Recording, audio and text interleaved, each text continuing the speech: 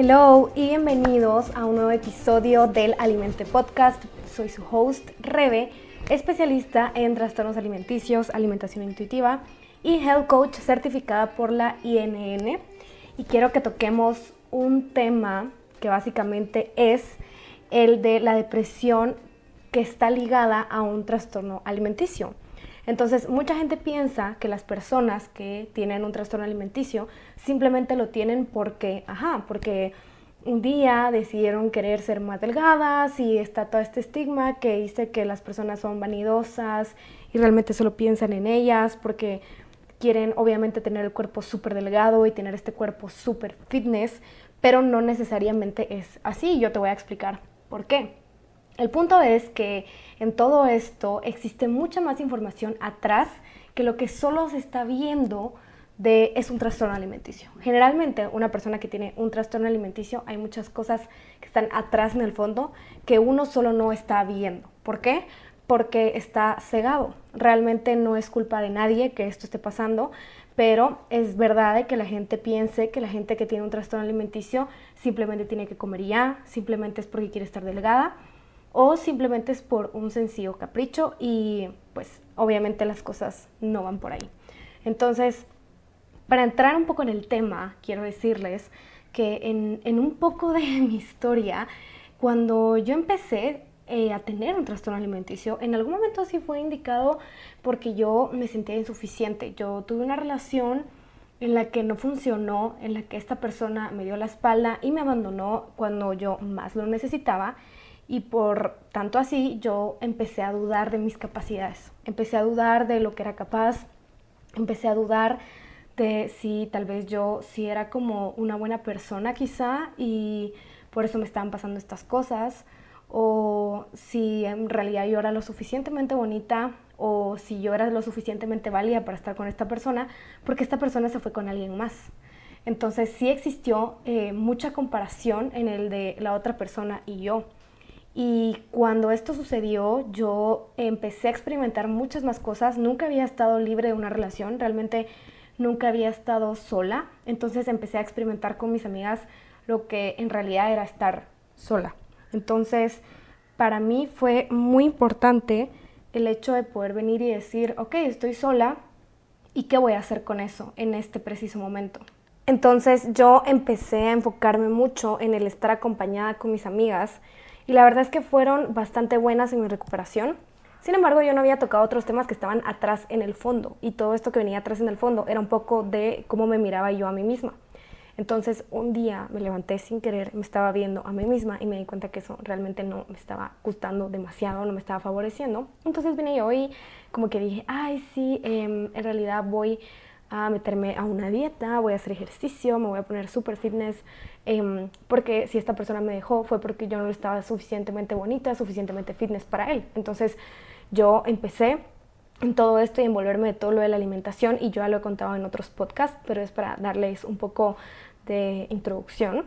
Entonces empiezo a hacer esto, todo como de es todo nada, es blanco y negro, o como muy limpio, o realmente no como limpio. Yo no sabía nada sobre tener un balance, yo no sabía nada sobre alimentación intuitiva, que agradezco que lo sé ahora, pero en ese momento yo realmente no lo sabía. Entonces es complicado el que una persona venga desde la inexperiencia, desde la ignorancia, porque muchas cosas que nosotros hacemos sí viene desde la ignorancia y ni siquiera nos estamos dando cuenta que lo estamos ignorando. Muchas veces nosotros solo nos sentamos y no tenemos un pensamiento crítico de lo que estamos viendo y necesitamos tener ese pensamiento crítico para saber tomar decisiones. Si una persona viene y te está diciendo que un alimento es malo, entonces tú puedes tener ese pensamiento crítico de decir, ok, ¿por qué esta persona me está diciendo esto? ¿Qué bases tiene? ¿Qué fundamentos hay? ¿Qué pruebas reales existen?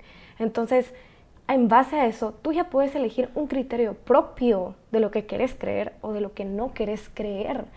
Entonces, cuando yo me envolví desde la desesperación de no ver que mi cuerpo cambiaba, de no ver que yo me miraba más delgada, más tonificada o como sea que lo quieran ver, sí empezó a tener un desgaste todo lo que es el cerebro. El cerebro tiene varias partes. Está el área motriz, el área de la memoria, el área control, por así decirlo, el área donde tenemos todas nuestras emociones, sentimientos, el área motriz. Entonces, todo eso se ve afectado cuando uno está muy obsesionado con una cosa, y más así cuando lo es con la comida, porque recordemos que ya yo en un momento no estaba dándome atracones. Sin embargo, el tanta restricción que yo tenía en mi vida sí me llevó a tener demasiados atracones. Entonces, esto para mí era desesperante, sumado a que yo tenía todo este problema también cuando vino la pandemia, y recordemos que en pandemia todos estábamos encerrados y no había nada que hacer. Y yo realmente la pasaba mal porque en la noche yo me daba muchos atracones y mi familia no se daba cuenta, porque ya todos estaban durmiendo, pero yo sí me iba a dormir con esa culpa y me levantaba el otro día sintiéndome insuficiente por otra vez no haberlo logrado. Era ese círculo vicioso de decir, mañana lo voy a hacer mejor, mañana yo voy a tener un mejor día, mañana yo de verdad me voy a aferrar a mi dieta, y realmente eso solo no pasaba. Y no pasaba porque yo volvía a recaer y volvía a tener atracones del venir y querer hacerlo tan perfecto y tan disciplinadamente. Entonces, todo lo que fue mi corteza prefrontal, todo lo que fue automonitoreo, hábitos de control, monitoreo personal, se fue desgastando psicológicamente. Entonces, ya eso a mí me llevó a tener una depresión. Pero puede que esta depresión ya haya estado instalada en mí y que yo ni siquiera lo supiera. O sea, puede ser que cuando yo me vine a estudiar sola, porque yo sí me separé de mi familia para estudiar sola, haya visto ahí ya un patrón de depresión cuando esta persona me dejó. Cuando esta persona con la que yo duré casi 5 años de mi vida me abandonó, me dio la espalda y me dejó, puede que en ese momento yo haya estado en un momento depresivo, porque al mismo tiempo yo no estaba estudiando algo que a mí me llenara. O sea, yo sentía que lo que yo estaba estudiando no estaba conectado con mi propósito, y que como no estaba conectado con mi propósito, yo estaba literalmente a fracasar, porque no me gustaba, no me sentía llena, sentía que eso no era lo que yo tenía que hacer en mi vida. Entonces, yo, al no saber elegir el pasar eso y al mismo tiempo estarme sobre preocupando por mi imagen, yo ya tenía una depresión ahí. La depresión que a mí me detectaron en ese momento era distimia, que es la depresión que tengo. Es esta persona que tiene la habilidad de seguir cumpliendo con todo lo que se le pide, pero siente una tristeza extrema, siente mucho cansancio, siente ganas de orar todo el tiempo, tiene pensamientos rumiantes acerca de quitarse la vida. Así funciona la distimia. Entonces, muchas personas dicen que es una de las depresiones más leves. Sin embargo, es una de las depresiones más peligrosas, si me lo preguntan a mí. Porque ¿cómo es posible que una persona sea capaz de realizar todas sus tareas, pero que se sienta vacía y se sienta realmente mal al mismo tiempo? Entonces, yo sí era esta persona que iba a la U, que cumplía con la mayor parte de lo que le pedían, pero que se sentía muy mal, se sentía muy sola, sentía que nadie la acompañaba, sentía que nadie la estaba escuchando. Y al estar sola, yo como que me encerré y no pedí ayuda. Y quiero hacer conciencia de eso también. Si algo así te pasa, si algo así sentís, pedí ayuda, porque está bien pedir ayuda. Yo realmente nunca pedí ayuda porque de chiquita yo crecí en un ambiente en el que yo hacía todo y nunca pedí ayuda a ninguno de mis papás o las personas que se encargaban de mí. Esto viene un poco ligado a las heridas de la infancia, pero básicamente yo me vine aquí y dije, yo me tengo que encargar de mí, yo soy un adulto, yo no le puedo pedir ayuda a mis papás, yo no puedo ver que ellos me escuchen llorar porque extraño mi casa, porque eso demuestra debilidad, eso me va a poner a mí en un lugar muy vulnerable y solo yo no estoy dispuesta a hacer eso, entonces mejor no.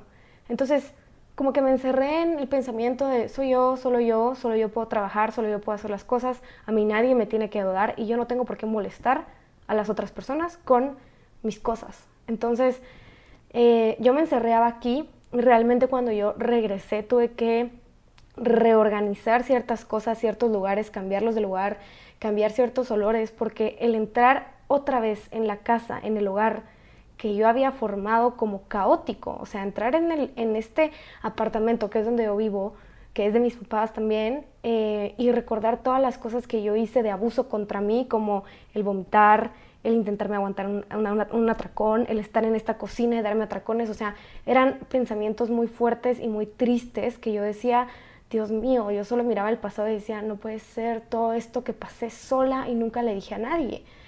Claramente yo sané esa parte de mí y ahora convivo y volví a rehacer este hogar, pero de eso se trata.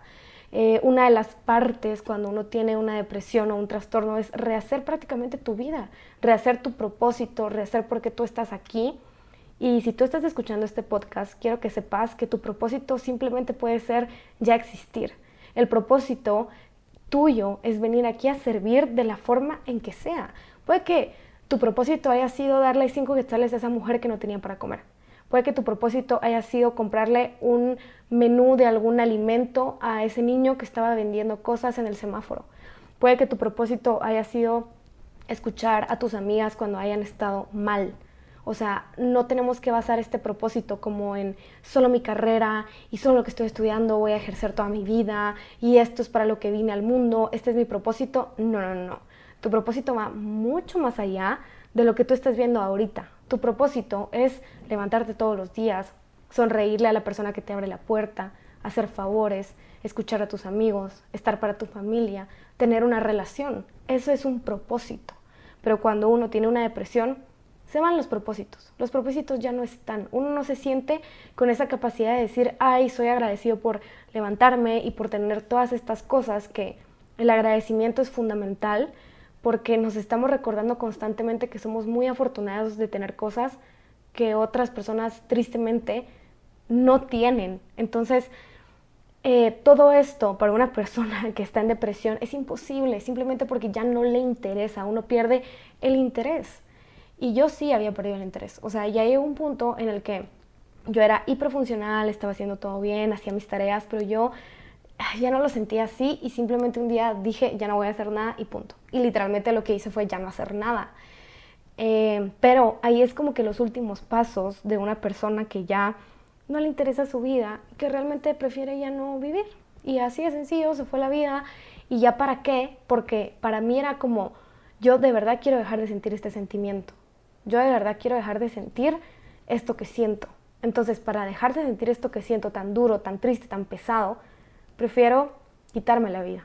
Así de claro, así de triste y así de pelado lo voy a contar, porque se necesita hablar más de esto, porque muchas personas no entienden la tristeza de un ser querido, de un amigo o de alguien que está pasando por depresión, y yo les juro que yo no sé cómo explicar esta tristeza que se siente, pero es una tristeza que yo nunca he sentido. O sea, no sé, ni siquiera es una tristeza como decir, ay, se murió mi perrito, se murió algún familiar, que también es duro y duele. Es una tristeza que yo solo no lo explico y que uno se siente en un lado gris, que no es ni negro ni blanco, solo no hay color, no hay nada. Entonces, esta distimia también viene ligada a que existen trastornos alimenticios dentro de, como para tapar una cosa con la otra, entonces yo me empiezo a enfocar en mí. Como yo siento que esta tristeza es mi culpa porque no me la puedo quitar, entonces intento hacer cosas que supuestamente a mí me van a hacer sentir mejor y empiezo a hacer dietas, ejercicio, y yo digo, cuando tenga ese cuerpo soñado, yo voy a ser feliz. Esa mentira nos la hemos contado nosotras como mujeres 1000 veces, hombres también, porque yo ya tengo un testimonio de un hombre en mi página web, porque los hombres son un poquito más cerrados en este tema y casi no lo hablan, pero también les pasa. Entonces, es como una cortina de humo, una cosa viene tras otra, y en este caso sí se necesita una medicación. ¿Por qué? Porque es como cuando te duele el estómago, como cuando te duele la cabeza, tú vas y ayudas a tu cuerpo y decís, ok, me voy a tomar una pastilla para este dolor. Y no quiere decir que el que tú estés tomando un medicamento te haga de menos o no seas autosuficiente, porque no tiene nada que ver una cosa con la otra. No importa qué medicamento estés tomando para tu salud mental, eso solo es un boost de energía que tu mente necesitaba por altos niveles de estrés, en donde tu corteza prefrontal se vio afectada. Así de sencillo. La corteza prefrontal del cerebro es la que se ve afectada, incluyendo la amígdala. O al menos así fue como me lo explicó a mí mi psiquiatra, y yo que estoy estudiando psicología en cognición, emoción y motivación, lo hemos visto y nos hemos dado cuenta que así es. Una persona que ya está en depresión y tiene un trastorno alimenticio ya no se va a ver motivada a hacer absolutamente nada. recordando un poquito de qué es la motivación. Es eso que nos da como ese gusanito de hacerlo, tienes que hacerlo, please, hacerlo. Como que ese recordatorio es como, bueno, ya lo voy a hacer. Es como ese gusanito que te mueve a hacer las cosas. Básicamente eso es la motivación. Y una persona que tiene un trastorno alimenticio y una depresión además, no lo va a hacer. ¿Y cómo sé que tengo una depresión y un trastorno alimenticio? Por las señales que te da tu cuerpo. Si antes amabas ir a jugar tenis y ahora ya no lo amas, posiblemente ahí hay una posible depresión. Y si al mismo tiempo te estás enemistando con la comida, posiblemente también ahí hay un trastorno alimenticio. Entonces, sí están muy ligadas, porque en la depresión uno deja de sentirle aprecio incluso a las personas que uno quiere con tal de desaparecer. Yo tengo una perrita que amo con todo mi corazón, es la Pepa. Es una Shih Tzu, la amo, y yo la compré justamente para hacerme compañía en este proceso, y me encariñé a tal punto que yo sin ella me muero. Pero ya en ese punto yo de depresión y mi trastorno alimenticio, yo decía, ya no me interesa. Realmente ya llegué a un punto en el que no me interesa. Ya toqué fondo, ya no me interesa nadie ni nada. Y eso es un punto peligroso, porque regresar de ahí es peligrosísimo. Yo regresé de ahí porque yo tuve un encuentro con mis amigas y con mi novio, ellos hablaron conmigo y como que yo logré ver su dolor y dije, puchica, tengo que despertar. O sea, si no despierto ahorita, yo de verdad me voy a quitar la vida y no sé qué va a pasar. Entonces es como ese boom de, tengo que despertar. Entonces fue como, no, ya. Empecé a sentir sentimientos por la gente que crees y empecé a actuar, y fue donde yo busqué ayuda, pero yo no quiero que una persona que está escuchando esto se tarde tanto como yo, ¿sí? Yo me certifiqué como esto para guiar a mujeres y hombres en la medida de lo posible a que tengan una excelente calidad de vida basado en su intuición, que es algo que ya traemos, que ese es mi siguiente punto. ¿Cómo puedo hacerle yo si estoy en esta posición y quiero salir? Lo primero, buscar un psicólogo. Si con tu psicólogo te va mejor y estás saliendo adelante, entonces ahí es el camino. Ya tu psicólogo tendrá que determinar si te refiere con un psiquiatra, que es la persona que te puede medicar. Porque recordemos que un psicólogo puede saber muchísimo de medicamentos porque es una parte fundamental. Sin embargo, solo alguien que estudió medicina, en este caso un doctor, es capaz de medicarte. Entonces, esta persona, al medicarte, ya tú seguís con tu tratamiento psicológico, porque eso no lo puedes dejar de lado, y de esta forma hacer un acompañamiento completo que te apoye en este sistema. Y aparte, ya es como si tú lo quisieras de esta forma, ya existen nutricionistas, coaches, así como yo, incluso psicólogas que ya tienen este enfoque de trastornos alimenticios y de no ser pesocentristas. ¿Qué es una persona pesocentrista? Es aquella persona que inmediatamente tú, cuando vas a su consulta, te pesa y le culpa a todo el peso. O sea, si te duele el tobillo, es porque tienes sobrepeso. Si te duele la rodilla, es porque tienes sobrepeso. O sea, es como, no, men. O sea, una persona que es delgada tiene la misma capacidad de sentirse mal que una persona que es más gorda, y punto, ¿sí? Y punto. Eso ya lo tienen que entender. Cuesta que la gente lo entienda, pero les sugiero siempre buscar gente que no sea gordofóbica, porque eso existe un montón en nuestra sociedad, gente gordofóbica. Entonces, ya si tú vas a ir con una psicóloga, sí buscar esta opción que tenga esta especialidad. Yo espero y ansío tanto graduarme para tener mi título y decir, soy una psicóloga que va a ayudar a muchas personas con problemas alimenticios y con estigma corporal y con dificultad para verse hermosos y sacar lo mejor que hay en su interior con su propósito, con la alimentación intuitiva, con seres intuitivos y reconectando todos los días con ellos mismos. Entonces, hay que buscar eso. Ya después, por ejemplo, se han hecho varios sistemas de profesionales en que apoyan a una sola persona, porque salir de una depresión es incluso un poco más sencillo que de un trastorno alimenticio. ¿Por qué? Porque hay muchas cosas que reprogramar. Es como llegar otra vez al inicio. Es como si tu cerebro tuviera que volver a nacer y volver a aprender todas esas cosas que la cultura de dieta nos han dicho. Entonces, generalmente yo, como lo hago con mis clientes uno a uno, es que trabajamos por módulos, porque es paso a paso. No se puede ir del paso A al paso B de un solo. Es como a punto cero, a punto 01, a punto 02, o sea, sí necesita de un compromiso la persona y de tener un sistema de soporte. En este caso, mi sistema de soporte fue, como ya lo he dicho, mi novio, mis amigas y mi mamá, porque admitirlo con mis demás familiares era tener que dar muchas explicaciones y en ese momento yo realmente no quería dar muchas explicaciones de lo que a mí me estaba pasando. O sea, no es que no quisiera, sino maybe yo no me sentía en esa posición todavía de libertad para contarle a todo el mundo esto, porque generalmente da mucha vergüenza. Cuando viene una persona y te dice que tiene un trastorno alimenticio, uno se pone a pensar como, ay, esta persona ya va a pensar que yo soy vanidosa, que yo solo busco verme bien, que yo solo estoy pensando en mí, que yo solo pienso en estéticamente verme bien. Y entonces uno sí le empieza a dar vergüenza y uno dice como, no sé si esta persona a mí me vaya a lograr entender, porque no es nada más eso.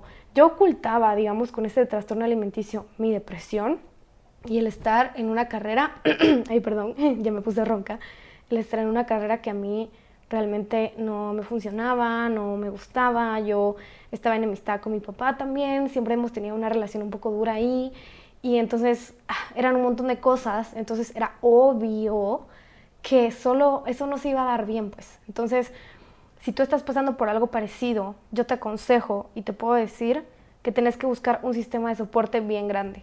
Yo sé que a veces miramos esto y decimos, pero es que el psicólogo cuesta tanto, y además tener una coach, y además tener el nutricionista, y además ver al psiquiatra. No necesitas todo eso. Con alguien que tenga esta especialización, solo necesitas a esta persona y ella ya se encargará de referirte con un psiquiatra si es necesario, ¿sí? Porque como ya reiteré varias veces, a veces necesitamos ese boost de me están ayudando. Entonces,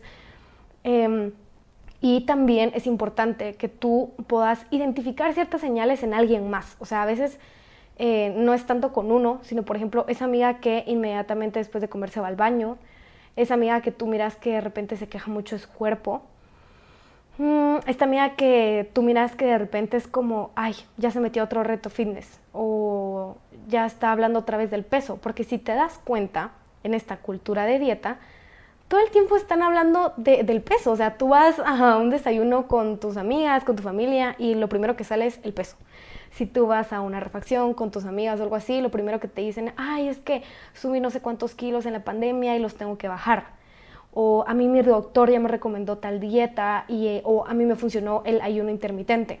Entonces la cultura de dieta está muy marcada.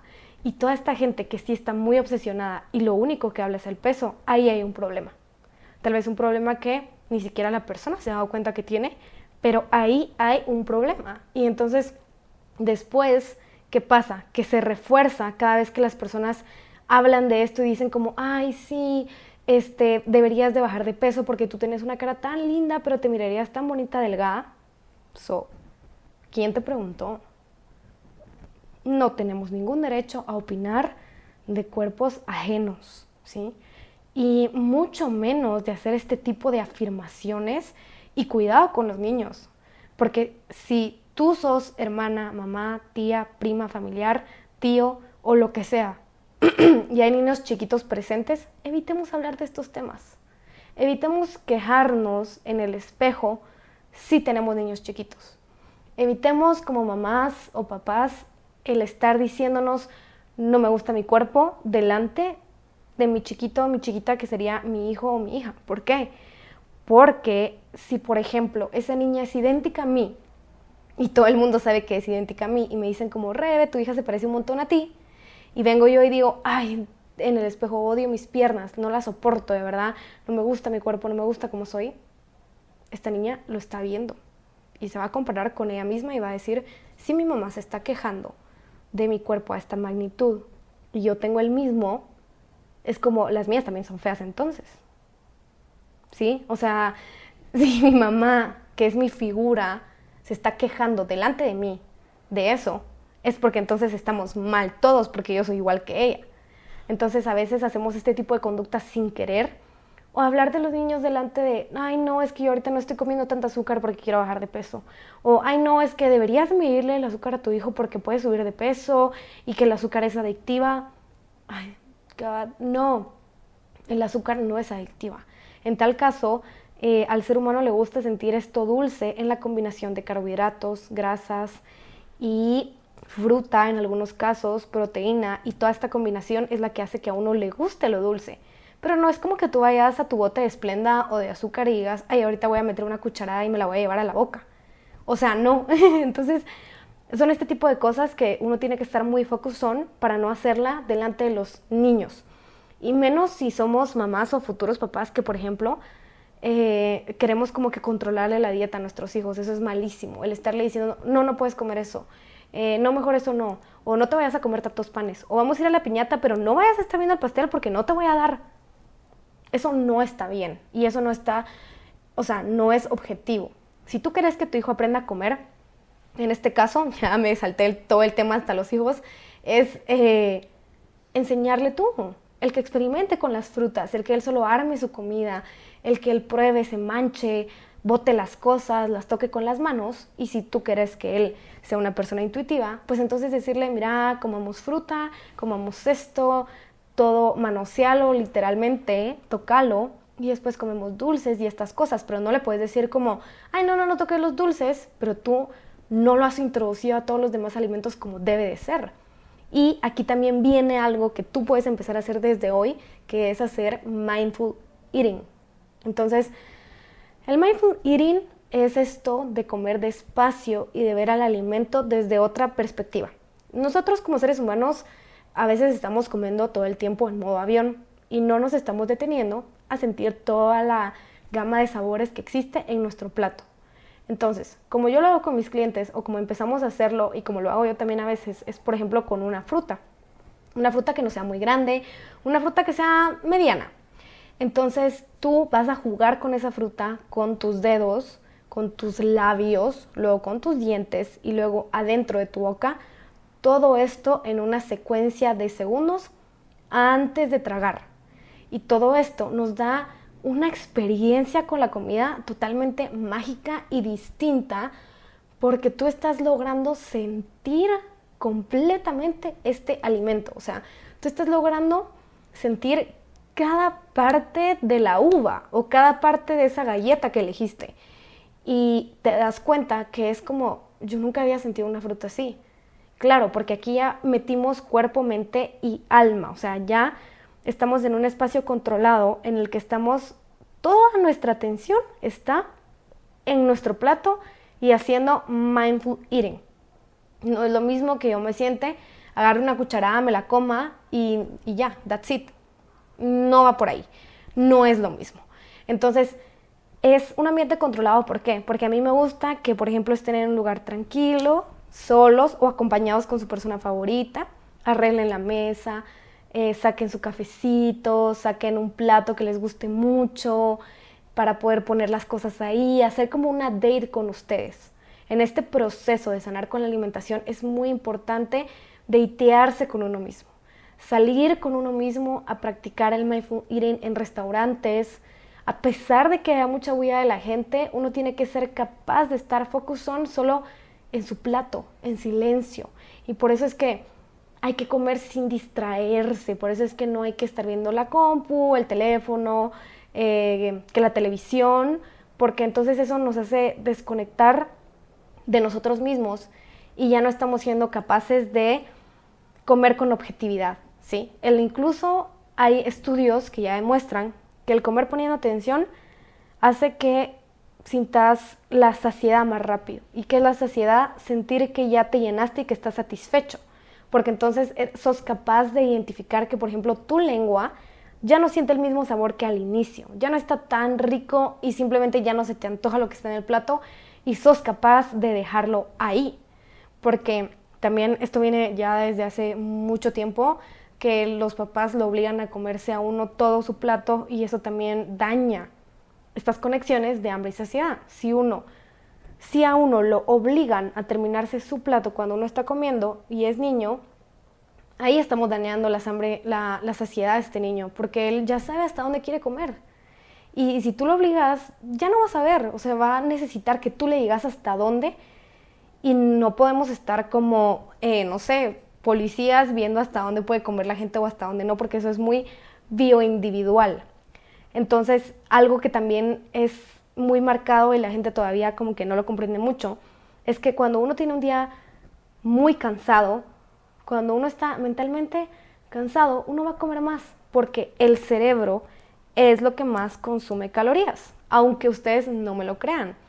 Estamos viendo, bueno, yo ya temas de la universidad en Origen y Evolución, que el ser humano empezó a comer carne y el cerebro se expandió. Cuando el ser humano en su evolución del género Homo, hablando ya científicamente, empezó a evolucionar, el cerebro empezó a crecer y al mismo tiempo que crecía, esto le dio la habilidad de crear herramientas para cortar carne, para asar la carne con el fuego y para hacer muchas más cosas.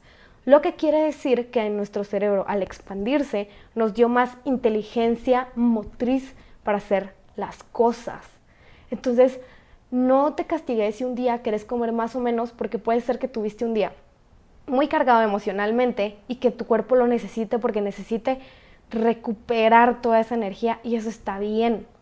O no te asustes si un día no tenés mucha hambre porque en realidad no hiciste muchas cosas, el día estuvo tranquilo, meditaste, hiciste journaling, tu mente no está sobresaturada. Excelente también, sí. Entonces, básicamente, estas son todas las recopilaciones de cosas que nos llevan a nosotros de estar en un ambiente depresivo y de un trastorno alimenticio.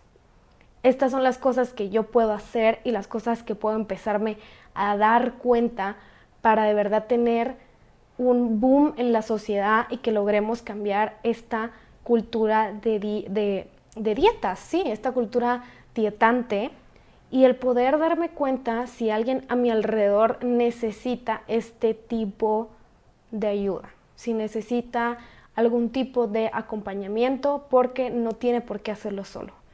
Y si tú sos una persona que se está sintiendo así, hay una salida. Hay una salida porque aquí, como en la comida, no es blanco o negro. Nada es totalmente bueno, nada es totalmente malo. Tenemos que saber estar en un lugar neutro en cuanto a nuestro estilo de vida, porque la vida siempre va a cambiar y siempre nos va a sorprender. Entonces, no podemos pretender siempre estar guiados por un papel que nos diga qué comer o alguien que nos diga qué hacer o cómo nutrirnos, porque la vida da muchas vueltas y no sabes en qué momento vas a tener que hacerlo solo, y lo único que te va a ayudar a hacerlo solo con efectividad es estar reconectado contigo. Yo estoy preparando una masterclass que va a salir en un mes para las personas que todavía se están suscribiendo a la página web, y después van a tener acceso a un descuento de un PDF que estoy preparando para ustedes y un descuento en su primer mes de coaching si ustedes quieren llevar un coaching 1-a-1 de reconectando con ese ser intuitivo que está dentro de nosotros. Así que los dejo con ese pensamiento hoy. Creo que estuvo un poco intenso el episodio, pero no duden en mandarme un DM si resonó con ustedes, si tienen preguntas, me encanta que me hablen y nos vemos en el próximo episodio. Bye, sweeties.